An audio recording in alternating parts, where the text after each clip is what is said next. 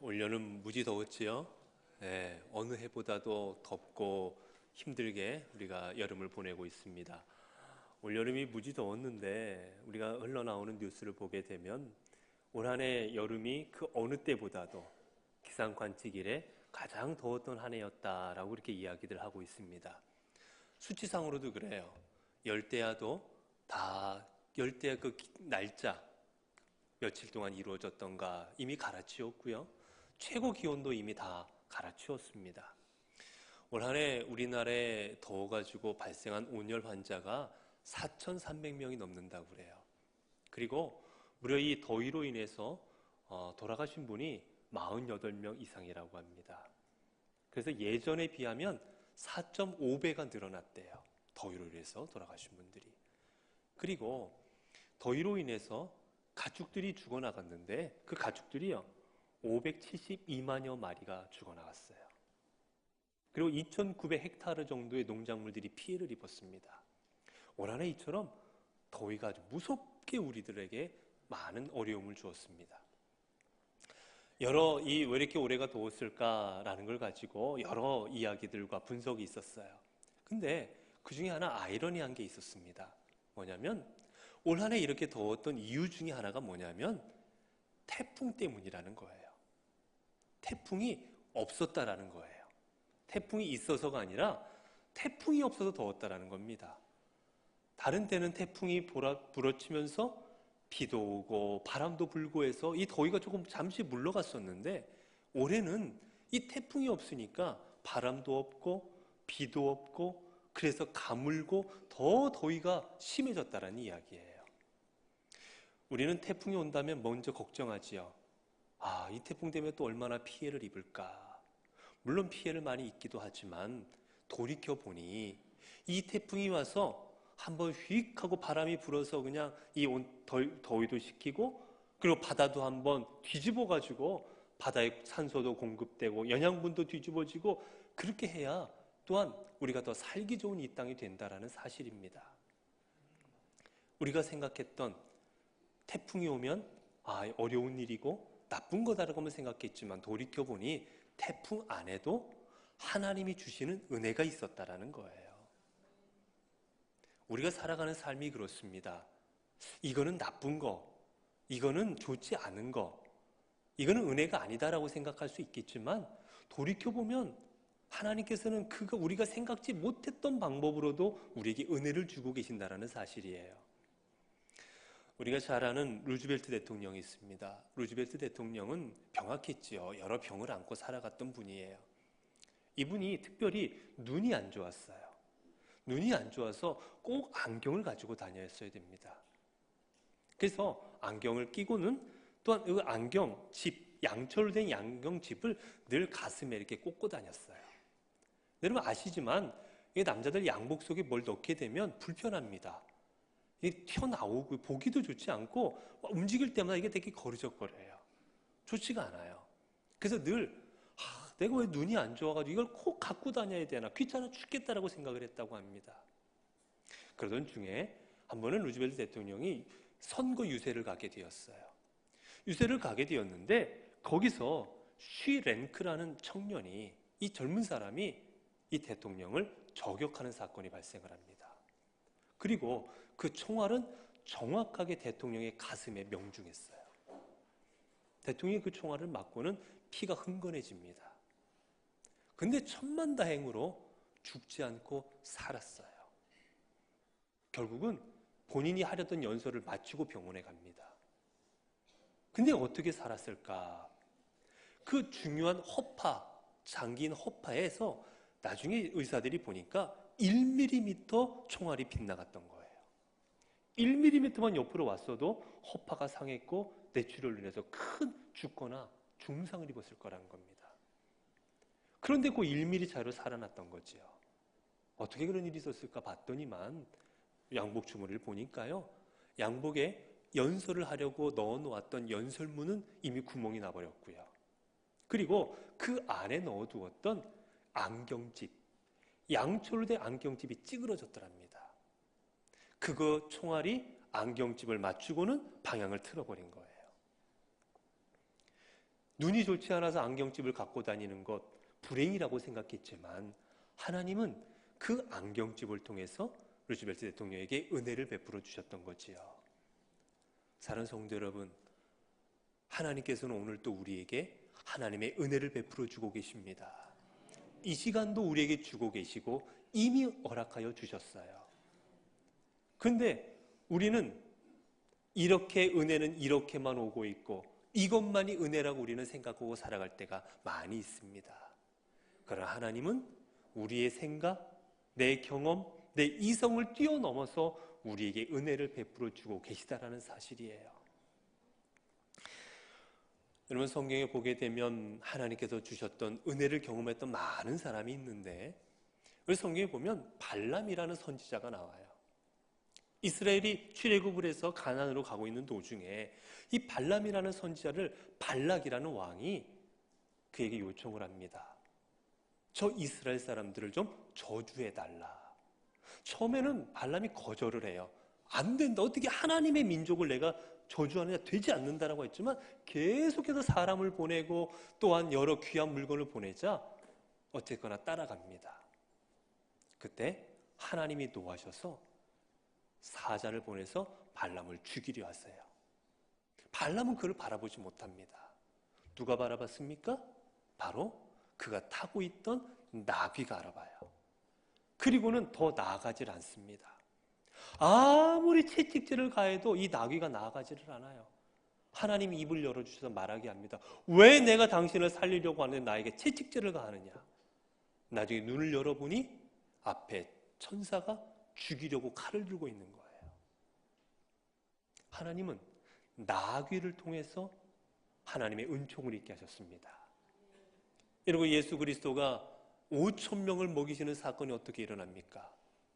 한 어린아이가 가져온 보잘것없는 보리떡, 그저 아무나 빚어서 먹었던 그 흔했던 귀하지도 않은 보리떡 5개, 그리고 물고기 2마리.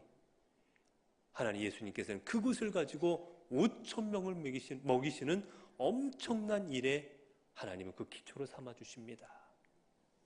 여러분, 하나님의 은혜는 물론 홍해를 가르고 저 여리고성이 무너지는 큰 역사를 통해서도 이루기도 하시지만 하나님의 방법은 어떤 방법을 통해서 우리에게 이루어 주실지 우리는 아무도 모른다라는 거예요.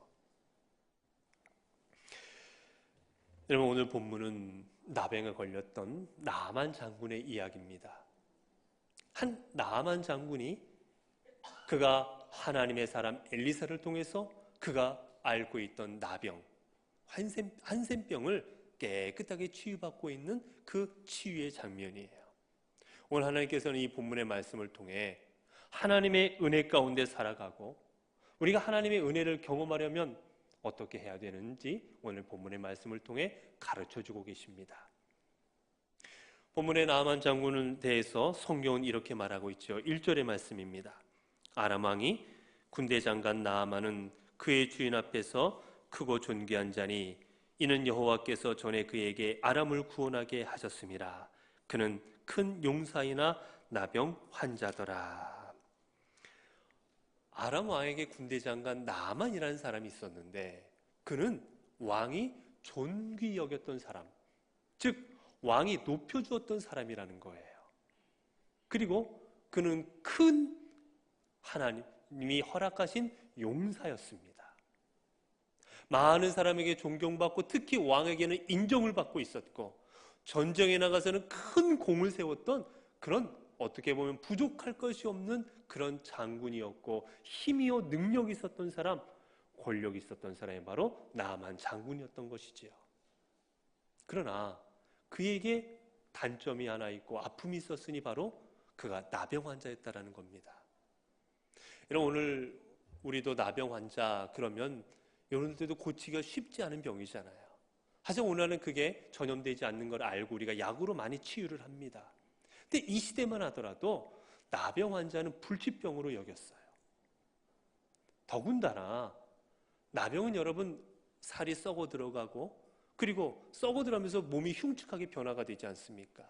그래서 신에게 저주받은 병이라고 생각을 했습니다. 그래서 마을로부터 격리시켜서 따로 생활하게 했어요. 그런 병을 이 나아만 장군이 앓고 있었으니 여러분 얼마나 괴로웠겠습니까? 여러분 세상에 부러울 것 없고 세상에 아쉬울 것 없이 살아가던 나아만 장군에게도 그에게도 감출 수 없는 너무나도 큰 아픔이 있었던 거지요. 이 고통을 치유하고자 얼마나 많은 의사를 만났겠고 얼마나 자신의 신에게 가서 자신을 낫게 해달라고 그렇게 간절한 마음으로 제사를 지냈겠습니까? 그러나 그의 병 결코 낫지를 않았습니다. 그러던 중에 자신이 이스라엘에서 잡아온 한 여종이었던 이스라엘 한 작은 그 소녀였던 그 여종이 그의 가정에게 하나의 복음을 전해줍니다. 오늘 본문에 있는 말씀처럼 자신이 있던 이스라엘에 엘리사라는 선지자가 있는데 그 엘리사에게 나아가면 우리 주인께서 나음을 입으실 수도 있을 것입니다. 나음을 입을 것입니다라고 그렇게 말을 전해준 것이지요. 그리고 그 말을 전해들은 나아만 장군은 이스라엘에 가게 되었고 결국 엘리사를 통해서 깨끗함을 얻습니다. 우리가 이 본문 속에서 하나 얻어야 될 큰 깨달음이 하나 있어요. 무엇이냐면 지금 이 나아만 장군을 낫게 하고 있는 그 시발점, 그 시작이요 시초가 누구였냐면 보잘것없는 어린 여종이었다라는 겁니다. 여러분 임금도 아니었고 종교 지도자도 아니었고 귀족도 아니었고 같은 장군도 아니었고 힘 있는 누군가가 자기에게 와서 전해준 것도 아니고 그가 낳을 수 있는 그 기초가 되었던 건 보잘것없고 하찮고 업신여김을 당했던 한 여종을 통해서 자신이 깨끗함을 얻는 그 기초를 이루었다는 사실입니다. 여러분 하나님께서는 이 여종을 통해 나아만 장군의 가정에 은혜를 베풀어 주셨습니다. 여러분 그런 거예요. 우리가 생각하기에는 나아만 장군 정도 되면 여러분 이스라엘 왕이 그를 초청하든지 아니면 선지자가 직접 오든지 뭐 해서 그의 병을 고쳐줄 수 있을 것 아니겠습니까? 그러나 하찮은 작은 여종을 통해서 그 은혜를 부어주고 계시다라는 사실이에요. 하나님은 이처럼 당신의 방법으로 우리가 생각지 못했던 방법으로 우리에게 은혜를 베풀어 주시는 겁니다. 여러분 아브라함이 그에게 아들 이삭을 허락해 주시겠다는 하나님의 언약 그리고 소돔과 고모라를 멸하시겠다라는 그 언약 속에서 자신의 조카 롯을 구해야 되겠다는 생각을 갖게 되는 이 모든 과정을 어떻게 해서 그가 얻게 됩니까? 그것은 바로 그가 쉬고 있는 도중에 지나가는 나그네 3명을 영접하는 데서 시작하고 있다는 사실이에요. 아브라함이 쉬는 도중에 3명의 나그네가 지나가는 것을 보게 되었고 아브라함은 나아가서 3명을 영접합니다. 여러분 얘들 고대 지금도 마찬가지지만 고대 지방에서는 중동 지방에서는 나그네를 영접하는 것을 당연한 것으로 여겼어요. 그래서 나그네가 지나가거나 그러면 집에 오거나 그러면 극진히 대접을 합니다. 아브라함도 자신의 집을 지나가는 그 나그네들을 집으로 모셔서 극진하게 대접했고 그리고 그들은 하나님의 사자였고 그리고 그들은 아브라함에게 아들을 가질 것이라는 언약의 말씀 그리고 소돔과 골모라를 멸망시킬 것이라는 심판의 메시지를 먼저 그에게 전달하여 주십니다. 그 이야기를 들은 아브라함은 소돔과 고모라에서 자신의 조카를 구할 수 있는 기도할 수 있는 그 근거와 기초를 마련하게 되는 것이지요. 사랑하는 성도 여러분, 주님은 우리의 생각, 우리의 사고, 우리의 이성을 뛰어넘으시는 분입니다. 이사야 55장 8절 9절을 보면 주님 말씀하십니다. 이는 내 생각이 너희의 생각과 다르며 내 길은 너희의 길과 다름이니라. 여호와의 말씀이니라. 이는 하늘이 땅보다 높음같이 내 길은 너희의 길보다 높으며 내 생각은 너희의 생각보다 높음이니라. 여러분, 우리의 생각보다 더 깊이 생각하시고 우리의 생각보다 더 넓게 생각하시는 그 하나님 앞에 우리의 인생을 내어 맡겨드릴 때 주님께서는 놀라운 방법으로 우리의 삶에 은혜를 베풀어 주실 것입니다. 오늘 성경에 보게 되면 하나님께서 우리의 삶에 역사하실 때도 그 역사하시는 가운데 방법이 있고 길이 있다는 거예요. 기억할 게 하나 있습니다. 뭐냐면 바로 믿음이라는 거예요.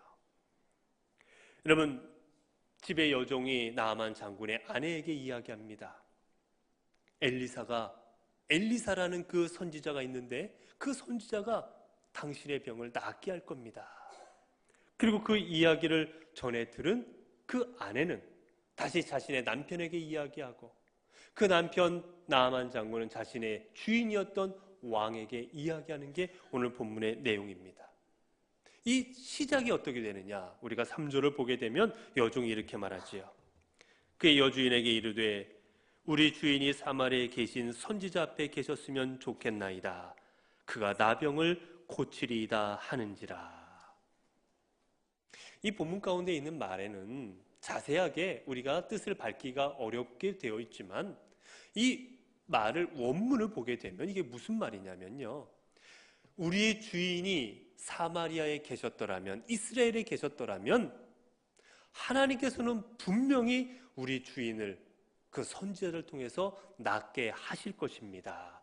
틀림없이 낫게 하실 것입니다라는 말이 담겨있는 말이에요.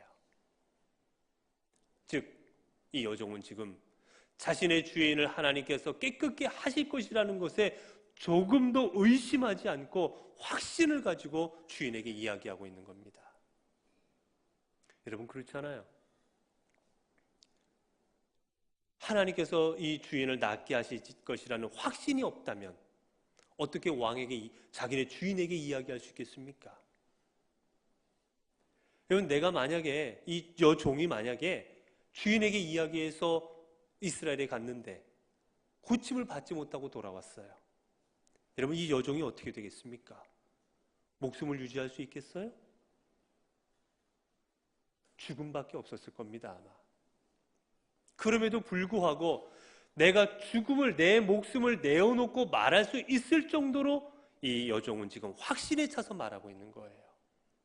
하나님께서 하실 수 있을 것이고, 하나님이 엘리사를 통해서 깨끗게 하실 것이라는 확신 속에서 자신의 주인에게 말하고 있다는 사실입니다. 그리고 하나님께서는 그 확신 위에 나아만 장군의 확신을 심어주셨고, 그리고 나아만 장군의 확신 위에 아람 왕이 또한 그를 허락하게 하여 주셨고, 그리고 이스라엘까지 갈 수 있는 모든 여정과 모든 은혜의 길을 허락하여 주셨던 것이지요. 여러분, 사실 나아만 장군도 마찬가지입니다. 그리고 그의 아내도 마찬가지예요. 아내도 이 이야기를 들었을 때 쓸데없는 말이라 생각했으면 어떻게 남편에게 전해줄 수가 있겠습니까? 그리고 나아만 장군은 한술 덜 떠서, 만약에 나아만 장군이 이 이야기를 왕에게 가서 이야기합니다. 왕이시여, 내가 이스라엘에 가야 되겠습니다. 근데 이 말하는 것 자체가 쉬운 일이 아니었던 게, 예전에 나라와 나라끼리 전쟁을 하게 되면 나라와 나라의 전쟁이기 전에 신과 신들의 전쟁입니다. 내가 섬기는 신, 이 신을 앞세워서 전쟁하는 거예요. 그렇기에 전쟁에서 이긴 나라의 신이 더 센 겁니다. 전쟁에서 진 나라의 신은 약한 거예요. 여러분, 근데 지금 누가 이기고 있어요? 아람이 이기고 있는 거예요. 아람이 강대국이고 지금 현재 이스라엘은 약소국입니다. 결국 아람의 신이 더 센 신이라고 인정되고 있었던 거예요. 그런데 자신의 센 신인 아람의 신이 이 나아만을 깨끗게 하지 못했는데, 저 약한 신인 이스라엘의 시작에 가서 나음을 입겠다라는 거예요. 이게 얼마나 자존심 상하는 일이에요.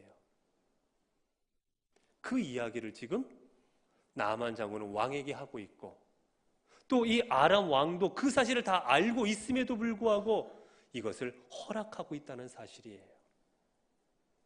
이 모든 일의 기초는 바로 한 여종의 믿음이었던 겁니다. 그런데 오늘 성경에 보면 믿음 없는 사람, 다 지금 믿음 갖고 이야기하고 있는데 믿음 없는 사람 한 사람 있어요. 누굽니까? 바로 이스라엘의 왕이에요. 오늘 성경에 보게 되면 이스라엘 왕은 뭐라고 이야기하고 있습니까? 아람 왕의 친서를 보자 이스라엘 왕이 그 길을 읽고 7절입니다. 자기 옷을 찢으며 이르되 내가 사람을 죽이고 살리는 하나님이냐? 그가 어찌하여 사람을 내게 보내 그의 나병을 고치라 하느냐? 너희는 깊이 생각하고 저 왕의 틈을 따서 나와 더불어 시비하려 함인 줄 알라 하니라.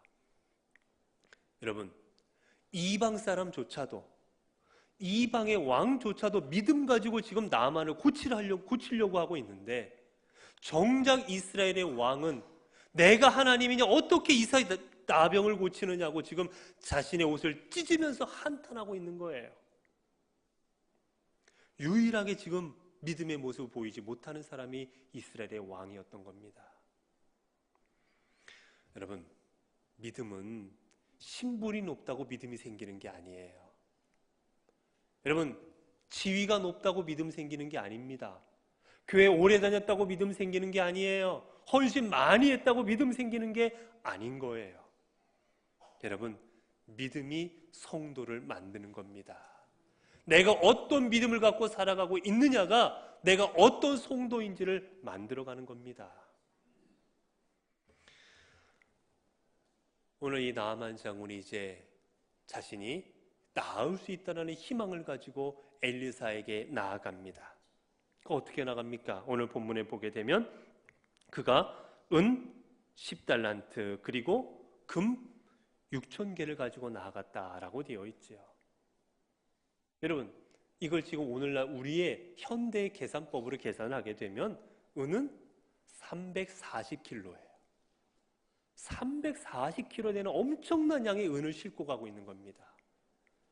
그리고 무려 금은 얼마나 되느냐? 68kg예요. 조금 떨어지면 좋겠지요. 가다 떨어뜨리면 이렇게 주워가도 좋을 건데, 여러분, 이 정도의 엄청난 양의 금과 은을 가지고 가고 있어요. 게다가 옷 10벌. 옷 10벌이 우리가 그냥 입는 옷이 아니에요. 우리 현대말로 하면 수천만 원짜리 최고의 디자이너가 최고의 옷감을 가지고 만들었던 왕이나 귀족들에게 상납했던 옷입니다. 수백만 원 호가하는 그런 옷을 10벌이나 가지고 지금 엘리사에 가고 있는 거예요. 왜 그렇습니까? 이거를 주고 병을 나으려는 거지요. 다르게 얘기하면 하나님의 은혜를 돈 주고 사려고 했던 겁니다. 이 정도 가지고 가면 하나님의 은혜를 얻을 수 있겠지. 이 정도 갖다 바치면 나에게 은혜를 베풀어 주시겠지라고 생각을 했던 거지요. 여러분, 하나님의 은혜를 돈으로 살 수 있습니까? 하나님의 은혜를 명예로 살 수 있습니까? 하나님의 은혜를 힘으로 살 수 있습니까? 권력으로 살 수 있습니까? 하나님의 은혜는 오직 선물입니다. 하나님께서 사랑하는 주의 백성들에게 주시는 하나님의 선물인 거예요. 그것을 오늘 나아만은 깨닫지 못하고 지금 수많은 물건들을 가지고 나아가고 있는 겁니다. 성경에 보면 하나님의 은혜를 또 돈으로 사려 했던 한 사람이 있지요. 바로 마술사 시몬입니다. 사도행 8장 14절을 보게 되면 시몬 이야기가 나오고 있는데, 시몬은 마술 행함으로 사람들에게 인기를 얻고 많은 돈을 얻었던 사람이에요. 벌었던 사람입니다. 그러던 그가 그곳에 전도하러 왔던 빌립을 만나게 되었고, 빌립을 통해서 복음을 접하고 예수 그리스도를 믿습니다. 그리고 마술사 직분을 그만두고 믿음 생활을 감당해요. 그런데 보니 빌립이 엄청난 일들을 행하는 겁니다. 기도하면 병자가 낫는 거예요. 기도하면 기적이 일어나는 겁니다. 그걸 보고는 깜짝 놀라요.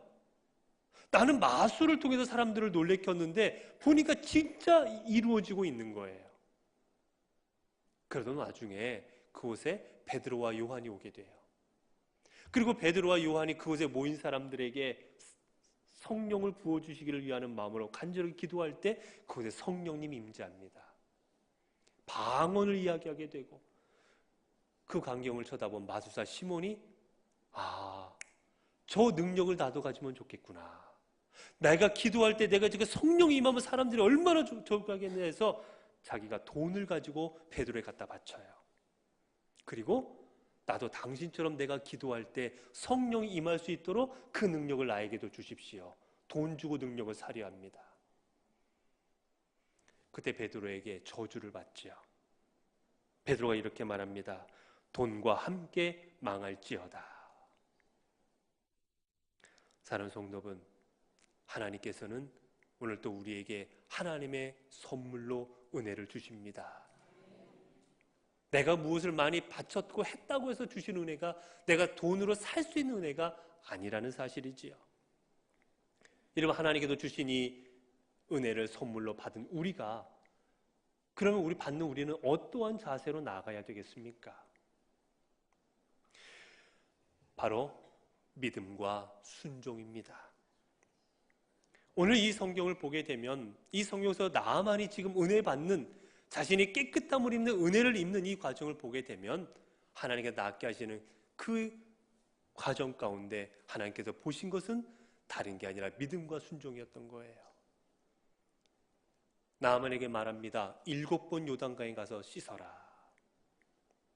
여러분, 주님께서 말씀하실 때, 엘리사를 통해서 말씀하실 때 한 번 씻으라는 게 아니라 7번을 씻으라 하셨습니다.